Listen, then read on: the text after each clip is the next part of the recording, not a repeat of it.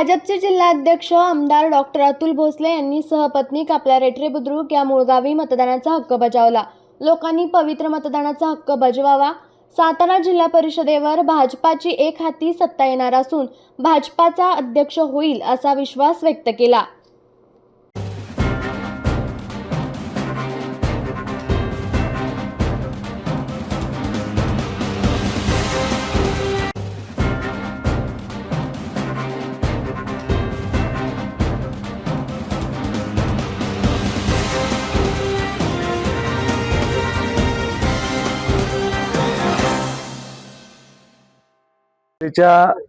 मतदानाच्या निमित्तानं मी मतदान करण्यासाठी माझ्या मूळ गावी आलेलो आहे।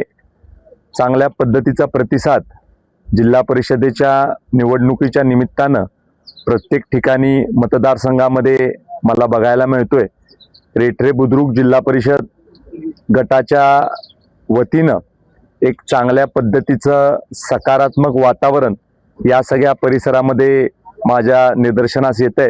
आज मी सगळ्या मतदार बंधू भगिनींना विनंती करतो की मतदानाचा पवित्र अधिकार आपण बजावा।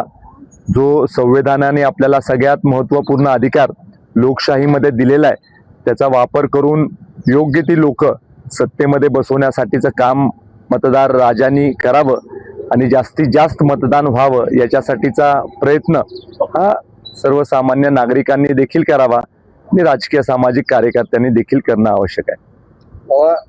भारतीय जनता पक्षाचे तुम्ही जे सातारा जिल्हाध्यक्ष आहात, 65 जागांपैकी किती जागा तुम्हाला मिळतील असा अपेक्षा आहे सातारा जिल्ह्यात आणि जिल्हाध्यक्ष कोणाचा होईल?